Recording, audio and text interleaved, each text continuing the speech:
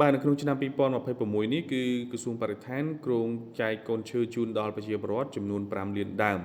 ខណៈដែលក្នុងឆ្នាំ2025កន្លងទៅនេះក្រសួងបានចែកកូនឈើចំនួន3លាន4សែនដើមឯណោះនៅក្នុងនោះគឺមានកូនត្នោតចំនួន1លានដើមហើយការចែកជូននេះគឺចែកជូនដោយឥតគិតថ្លៃតែម្ដងដែលជាការអនុវត្តនៅក្នុងយុទ្ធនាការពន្លកបៃតងដើម្បីឲ្យប្រជាពលរដ្ឋយកទៅដាំនៅតាមទីសាធារណៈនិងដាំស្ដារព្រៃសហគមន៍ហើយកូនឈើដែលបានចែកជូននេះគឺបានមកពីថ្នាលបណ្ដុះបណ្ដាលកូនឈើថ្នាក់តំបន់ចំនួន5ខេត្តនៅខេត្តត្បូងឃ្មុំខេត្តសៀមរាបខេត្តកំពង់ស្ពឺខេត្តកោះកុងនិងខេត្តមណ្ឌលគិរីក៏ដូចជាថ្នាលរបស់មន្ទីរបរិស្ថាននៅទូទាំងប្រទេសផងដែរ